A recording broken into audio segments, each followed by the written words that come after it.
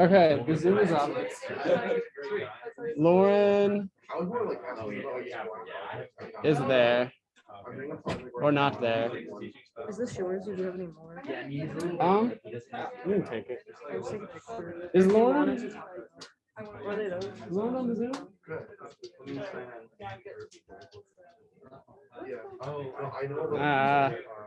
I can monitor the Zoom if you want. Hello. Log in and make me co-host. Join.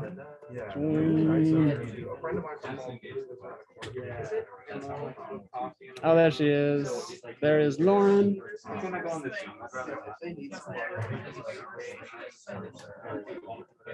Okay. Okay. So yeah, monitor the Zoom if you would. Is my face on there? Yes, yes, it is, and everyone can hear you. Oh. Hi everyone. All right. Who's here today? I can turn you around real quick. Oh, whoa. Hello. Hi guys. I'm at my apartment today. I'm sick. Okay. Okay. Do you have the video, you guys, or do you need me to upload it? Yeah, upload it. Cool. I literally think it's funny, we've been planning this entire rescore. I actually haven't put it on the drive. Okay, I'm gonna put it on the drive.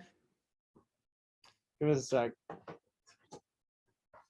Also, since Sheldon was here, we didn't have time to really set up, so you're kind of having to see us set up the 10 minutes before. That's Anyways. cool. Okay, I need to find the version that doesn't have music. I'm sorry. I'm fired. Did anybody see the Oscar nominations? Yeah, they didn't put in the highs for Best Picture. What's up with that? What's up? They put 10. They put 10 movies and not in highs. I think there should be 12 Best Pictures. I think it should be 12. What's the 12th one? I don't know. Oh, you just like the number? Yeah, I wanted Worst Person in the World to get like involved at least. All Well, right. that's the foreign film, right? Yeah, I really like that. Oh, I haven't Hey, seen it. Lauren, did you want to start us off or should I? It opened on like February 4th. Start off. It's like Okay. one of my favorite things of the whole year. It's so good. Really? I'll just, I love it. yeah, I'll The just other make this foreign film that I fun. really want to watch is Drive My Car. It looks so good. All right. Honestly, it's- We have a very packed house, which is awesome, which means I assume all of you are very excited about synthesizers. Yeah. Who would say you have like a good understanding of synthesizers? Raise a hand. Okay, that's good. It's a start. And then I assume the rest of you have no idea what a synthesizer does or how to work one. True. Got it. That's good, because we're going to teach you the basics to all the way to sub-modular and modular synths, which is also applicable to what we are announcing as well. Today is our other rescore. So the clip that Lauren's going to bring up later in the meeting.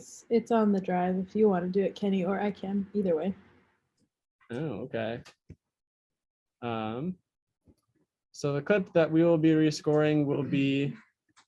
Just look up recents. It's the last uploaded thing. It's really obviously a YouTube strip I took off the internet.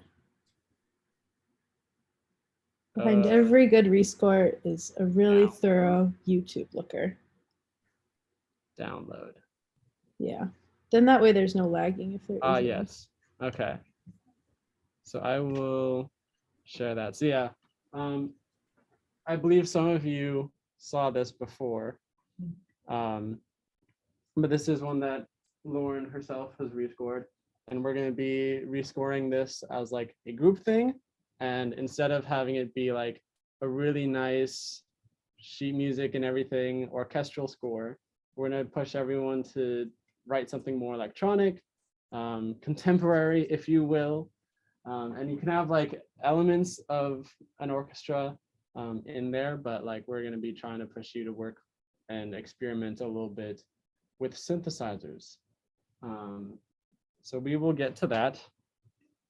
For now, I will be going over the basics of a synthesizer, kind of the do's and don'ts and how it works. So you can look at your little handout, and you can go from the top. Oh, I need to share the screen. Hold on. With other Zoom goers. Yes, I'm getting there. I'm sharing screen.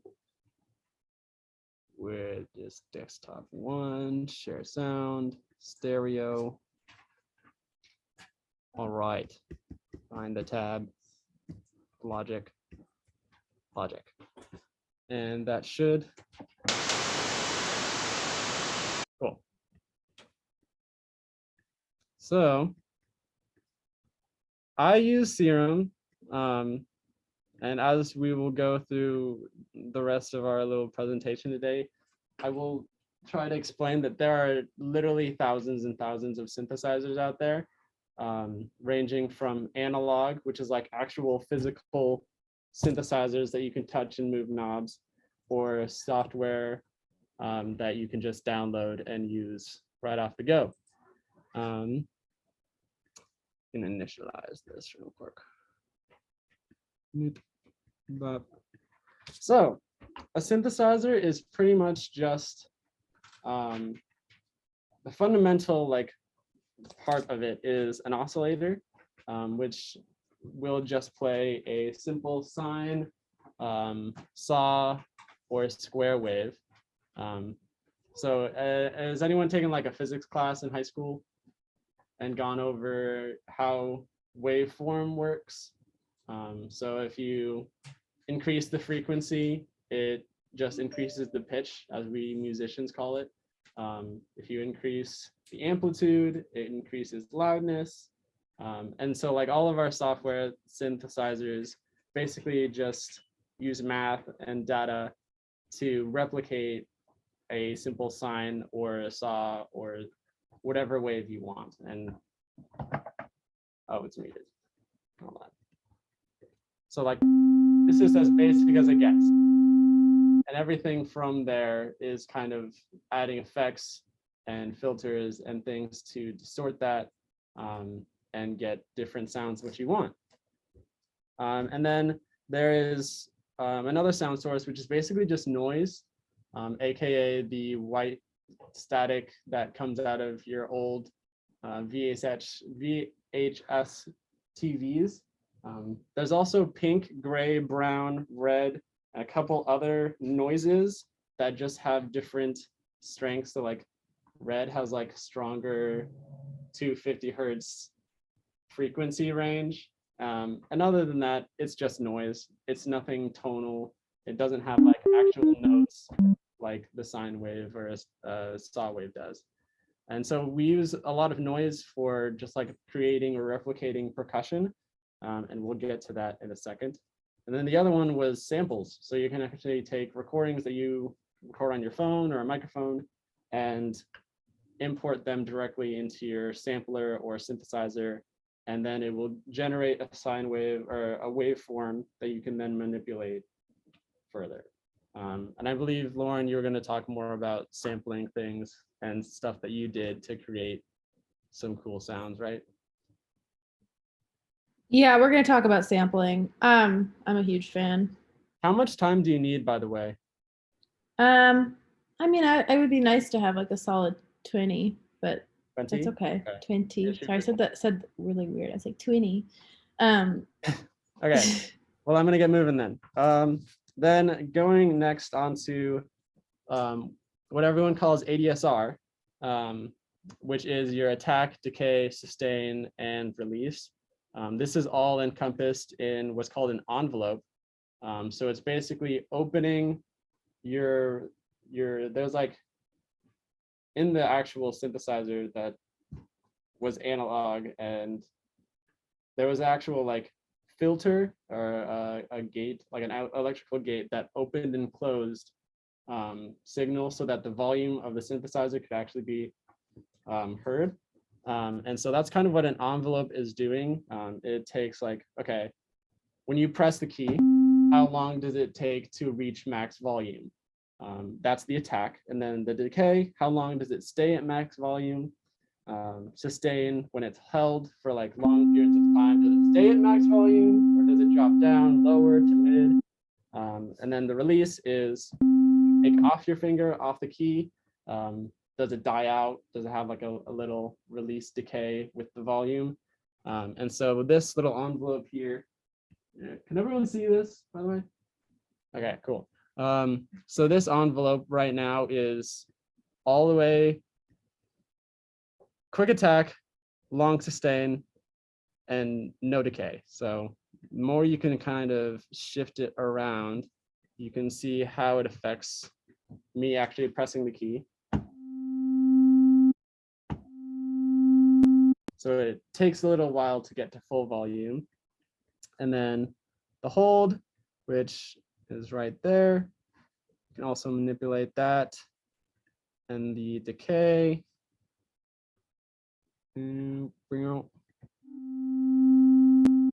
So actually you can see a little dot that will go and depict what is actually being played. So you can see I hit the note, it goes full volume, and then decays to half volume. And then if you can bump up the release, I take my finger off and it's still playing. That is ADSR in a nutshell. And we will come back to what exactly you can do with that. Then there's a buttload of effects. I won't even go over all of them because this doesn't even cover like half of them. Distortion, which I kind of think of it like bit crushing your sound. So it makes it really gritty. Or it can also, if you want to get into the acoustics of it, it can actually make it a little brighter in that it has more harmonics. It's basically just a harmonic effect. So it makes it a little brighter. If we drive it, you can see or hear the kind of effect that it has on it. And there's a different types of distortion as well. Hard clip.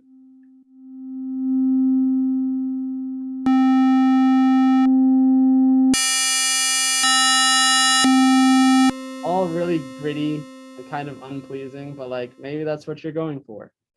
Then there's compression, which if you've done any mixing or audio engineering, that basically is just a loudness threshold. How loud can the synthesizer as a whole get in decibels, which is we measure everything in decibels. And this is going to affect your actual mix. So like you don't want your synthesizer being the loudest thing, or maybe you do, in your mix. So you can put compression on it so that it doesn't reach a specific distortion off, a specific threshold. So a lower threshold means more compression, so it cuts it off at a lower decibel level. And then delay, think of echoes in a cave. It kind of tails it off. And you can have it ping pong from one ear to the next and have like different spatial effects. And the more feedback you give into the delay, the more it will affect it. Hold on. It's harder to hear with the.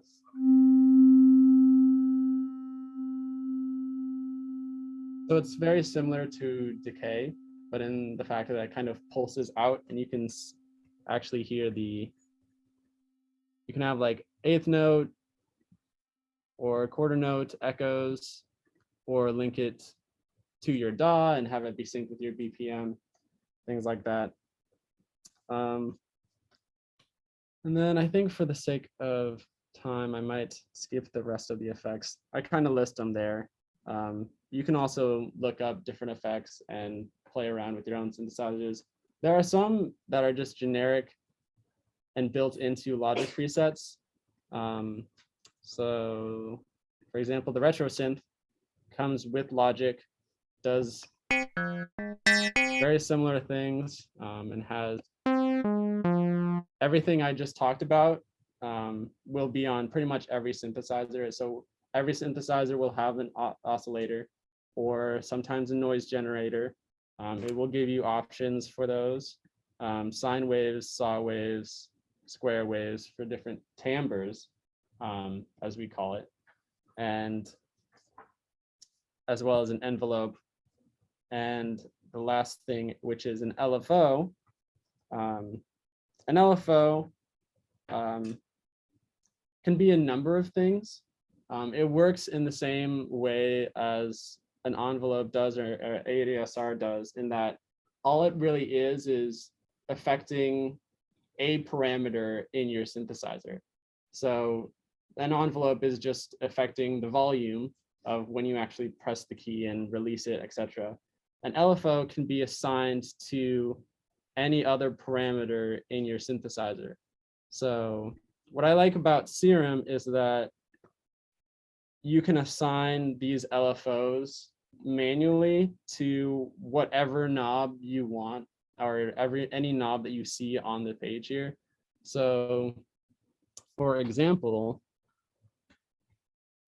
you could do, we wanted to pan our synthesizer sound left and right. The LFO will then control the actual pan, and you can see the rate. There's a little line going back and forth, telling it to go left and right. And you can change how fast it's doing that. You can change whether it's on the trigger or whether it's synced with your envelope. You're still hearing the decay. So it's in that, like, it reaches its full intensity of whatever parameter it is along with the envelope. So let's say like we have like a longer attack. It follows that. And then like once it reaches full volume, then it does the full left and right or whatever parameter you have set. And I think for synthesizers, that's where like you can really get creative with things. Because even in Serum, it gets a little more tricky to do this, but you can even oscillate, or it is technically oscillating.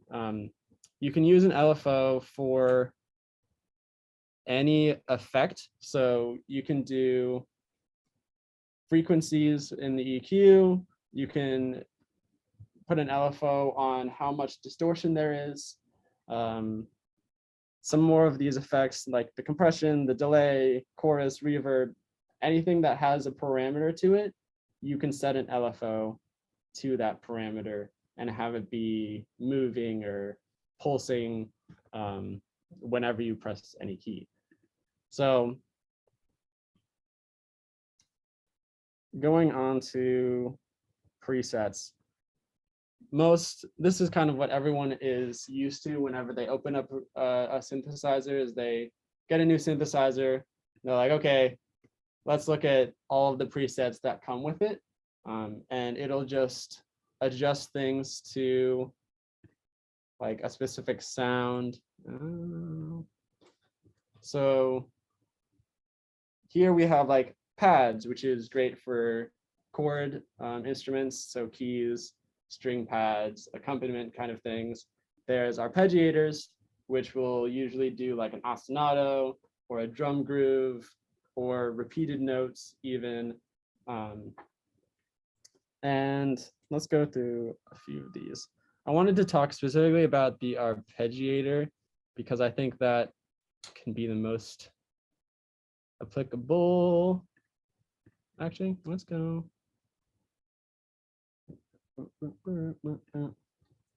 So this is one I made for a student film a while back.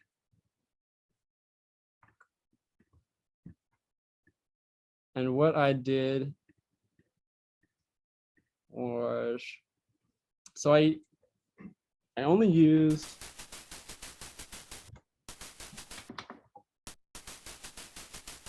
a noise generator. So it's basically just the white noise that you hear that's really annoying. And I used an LFO to kind of make a beat or a pattern just out of turning it on and off. And you can see it here.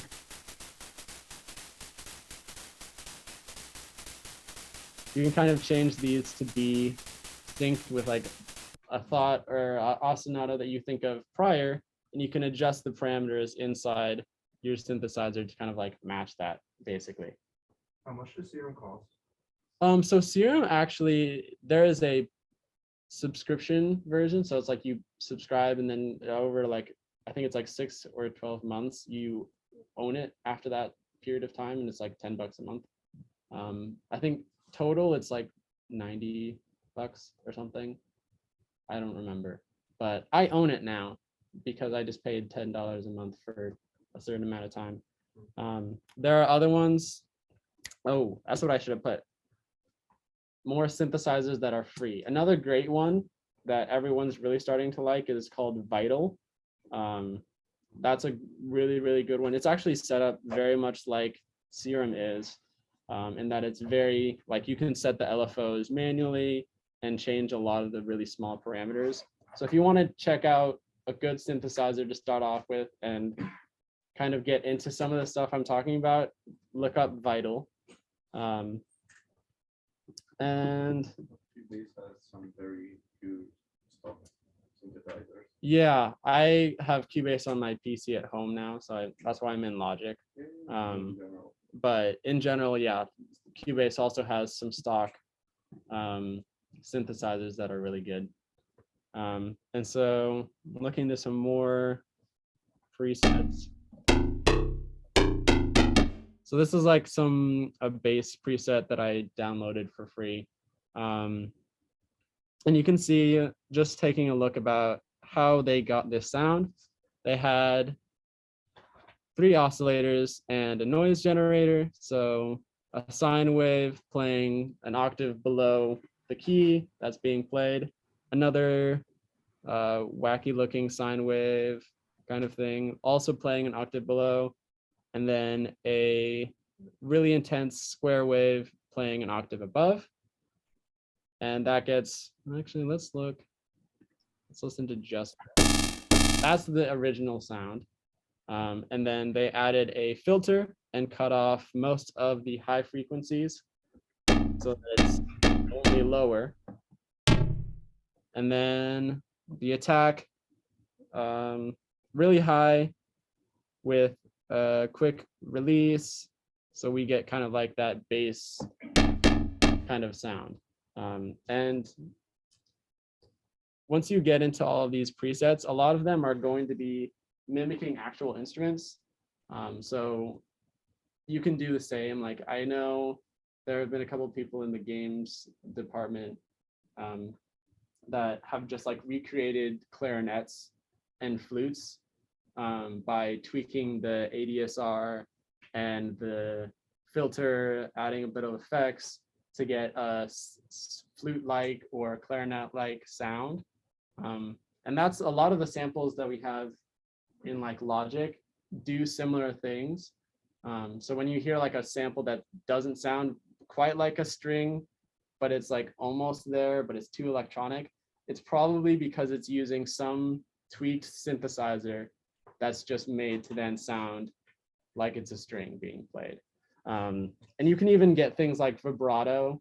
So just using an LFO and not having like the volume go up and down all the way, but only go up like a little bit. That can give you a vibrato kind of sound.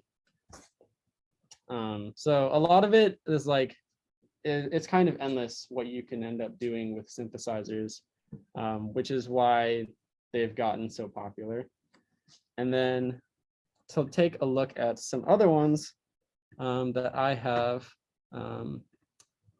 This one is called Iris 2.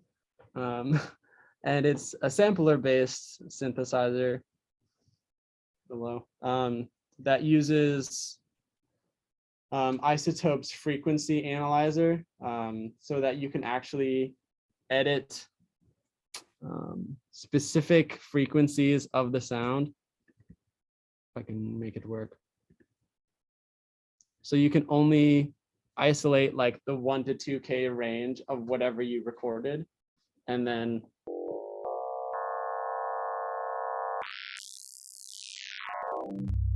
which is really great for sampling. Lauren will get to that. You can like isolate just the sound that you want of whatever you recorded. And then again, all of these will have different layouts of like LFOs, envelopes, effects, things like that. But everything will be there just in a different place and color, and everything's got its own spiel. And then there's a really famous analog synthesizer called the Moog Matriarch, which is really old, but I found some software that basically mimicked the sound of a Moog and had a very similar layout, which has a lot of really rich, low sub-bass sounds to it. And this one, as you can kind of see, is a little more outdated. It doesn't have fancy knobs, it has just triggers, which is what synthesizers used to be.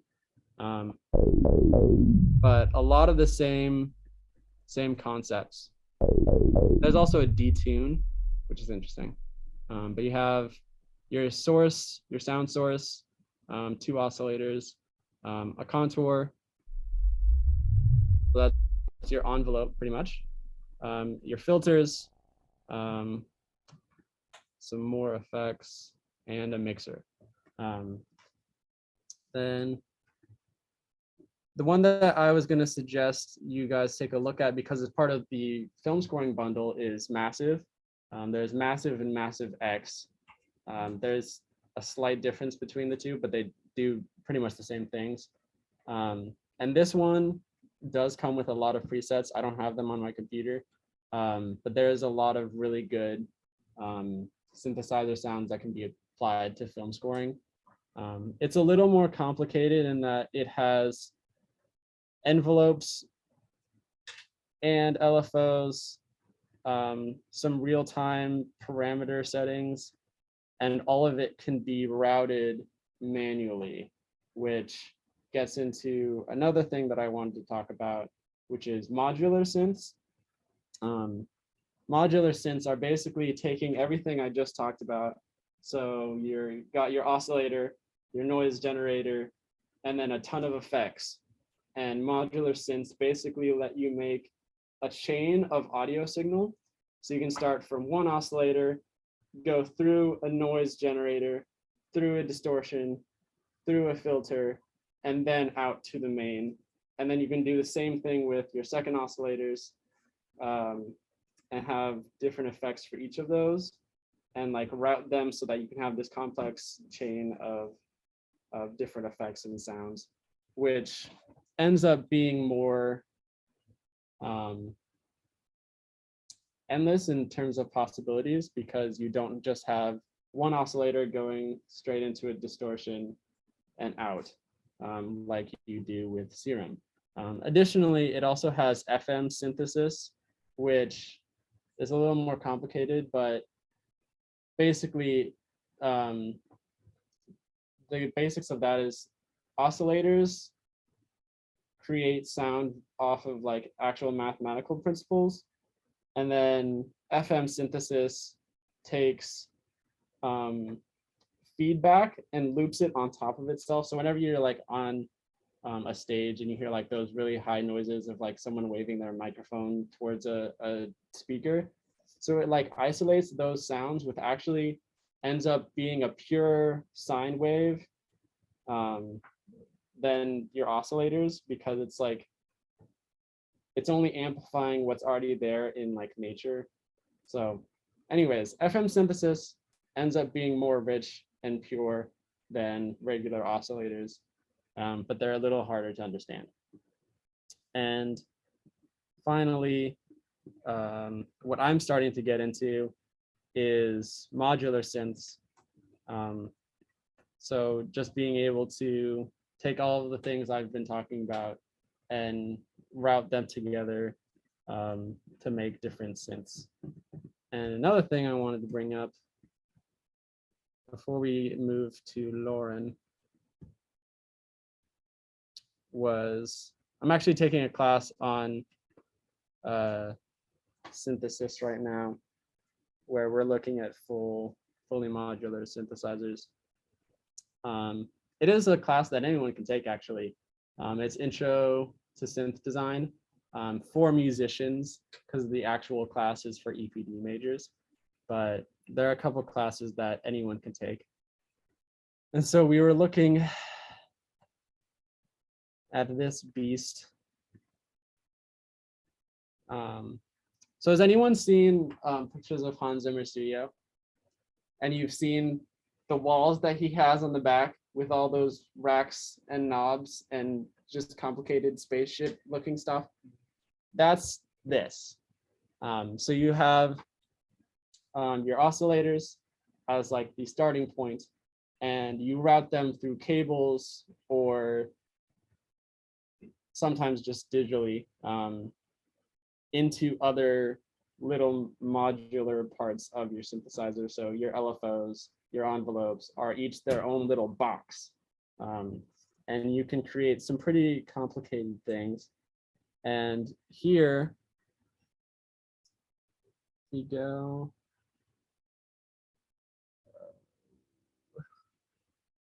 Zoom audio device. So I basically made a whole drum kit in a sequencer.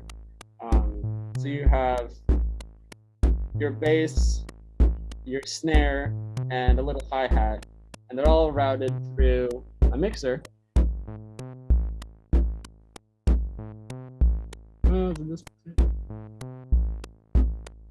Oh, gee.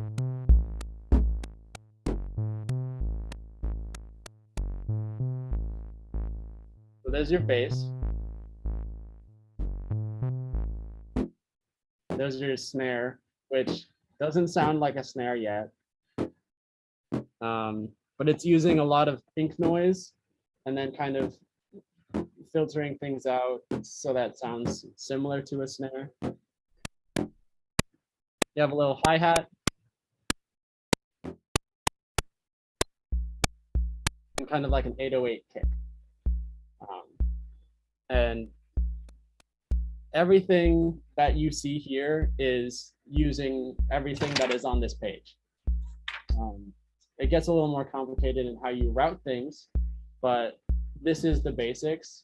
And like from there, you can just kind of go upward. But it takes a lot of experimenting. And luckily, you're in an awesome place where all of that is like at your very fingertips. Also, the EPD synth labs are open to everyone. I'm pretty sure. Don't quote me on that. But even then, the computer labs downstairs past the library, those all have really good synthesizers as well. And I think I will end my crash course there.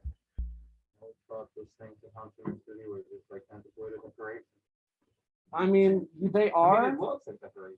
They are in the sense, like, my thing with analog synthesizers is that they aren't completely necessary. Because kind of as I was showing here, you can emulate or copy a lot of what's on Hans Zimmer's wall on your laptop, which is Can why. you enable screen sharing so I can try to Oh. set this up? Yeah, go ahead. I'm not having great luck getting my audio to go through, so let's just see. Let me know when you've enabled it.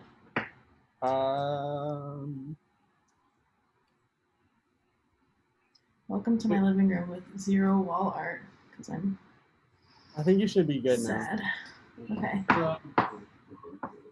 That's my crash course. Now we're going to take a look at some actual application of it for. And Lauren's going to talk about how she did it.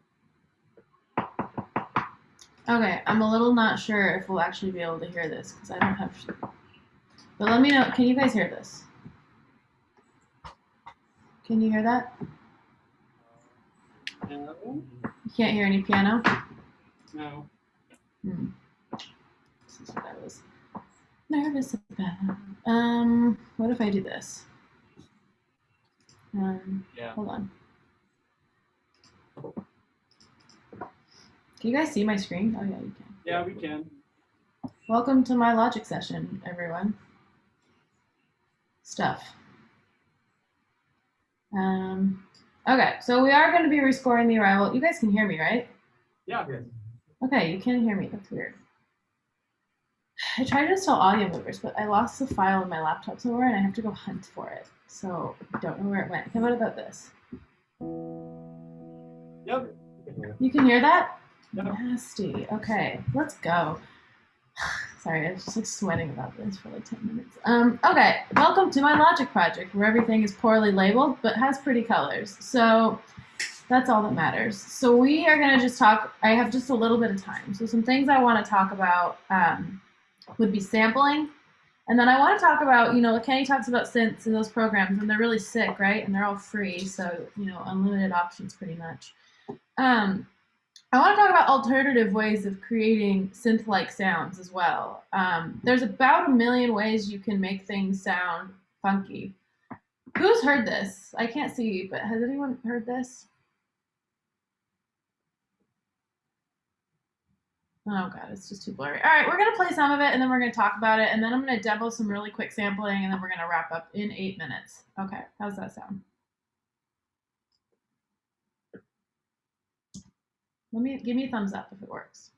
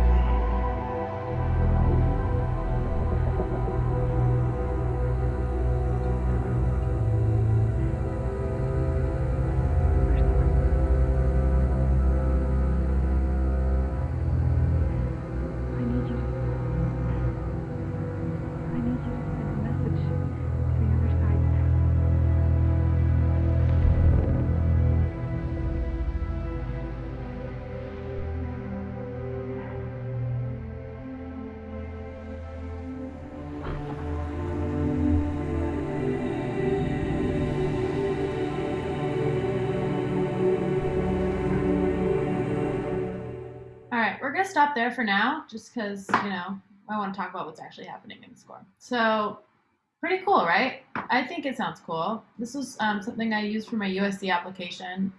Sorry, I just can't, like, tell what people are thinking, so maybe like, no, she sucks. Anyways, we're going to basically just talk about what's happening in here. So, sampling. Does anyone know anything about anything when it comes to what sampling is? Cool. Okay, so we all get the basic concept, or maybe some of us don't, and that's still cool. The basic understanding that when we have the ability to take whatever, you know, noise we want. It could be a baby coughing or me crying, and we can turn it into something cool. So there's a lot of sampling going on in here, but the main gist of it is that we can take a sound so simple. Crank this up because this isn't going to be compressed or anything. So simple. Anyone hear that? The knock? Anyone catch that?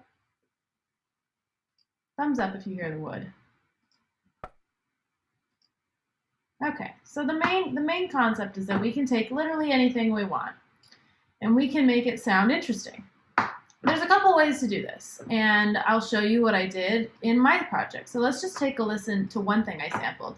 If we all can read it, the story quickly behind this is that when I was a freshman in college, I heard someone drop their Hydro Flask and someone went, "Bro, we should totally sample that." And he was like, "Yeah, bro." And I was like, so stupid. So for my USC application, to be spiteful, I actually did it. So let's hear it.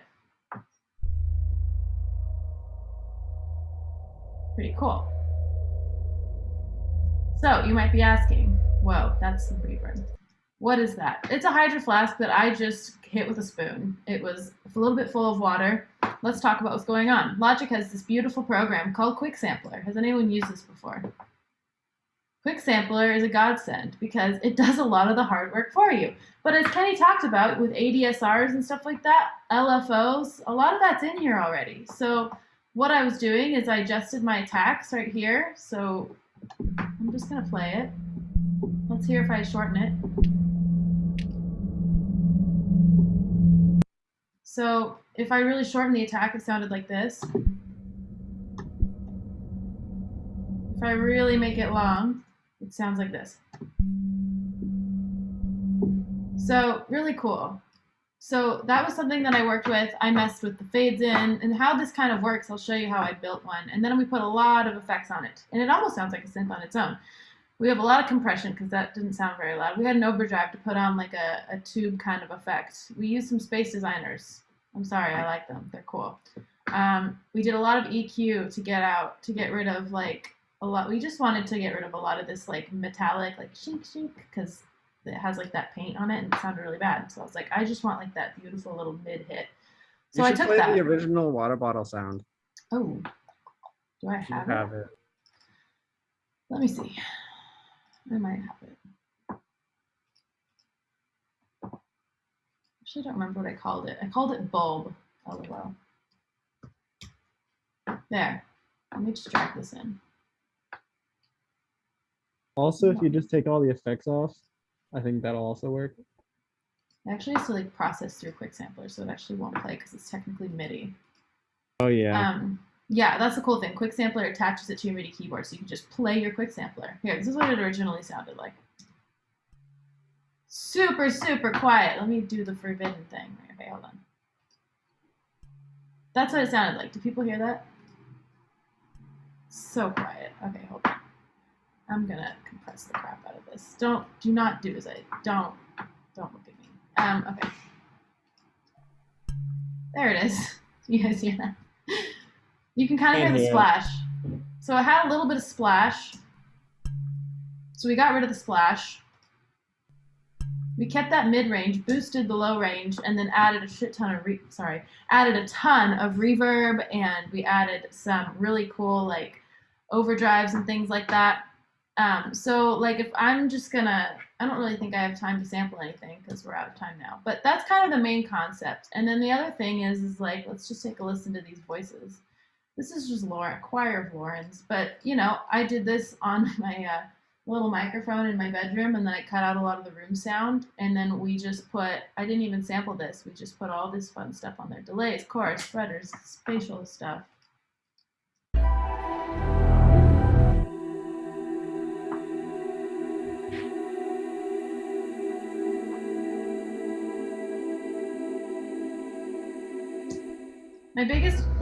The biggest advice that Andreas ever gave me was delays, and reverb. So if I'm going to suggest a reverb for working with fun sounds, it's going to be, first of all, you're going to want a stereo delay. And when it comes to your delays, I don't know how many people know about delays. This is kind of what's happening. This is without.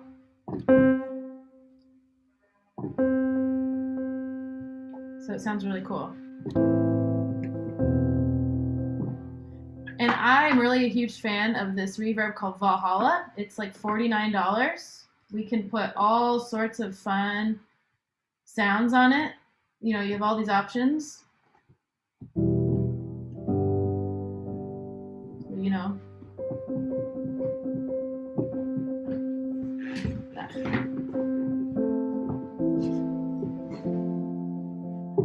That's a way to a really easy way, no matter what DAW you're using, putting some delay and some really smacking reverb is just a really simple way to make whatever you recorded sound really cool. So that's my really short spiel. If people wanted me to like go into it more, I'd be really happy to.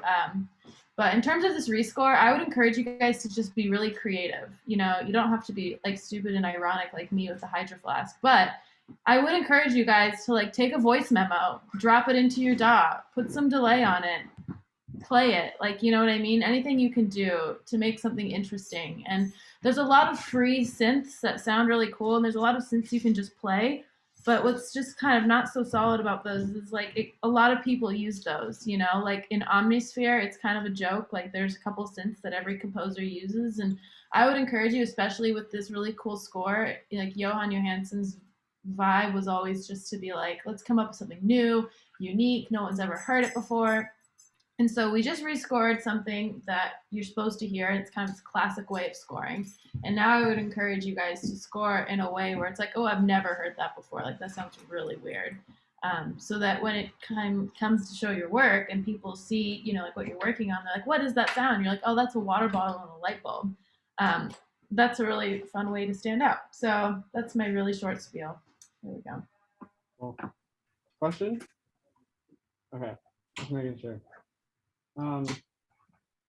Yeah, that's basically it. And I guess last thing, another thing that you can get on top of keyboards, I use this a lot for a number of things.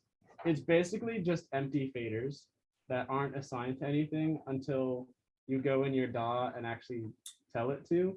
So you can, like, Serum uses this. I think there's a couple other things that use it where it can recognize the movement of a fader. So you can go click a knob, tell it to learn fader, and then move this little bit. And now you have, this can affect like your volume or distortion or whatever.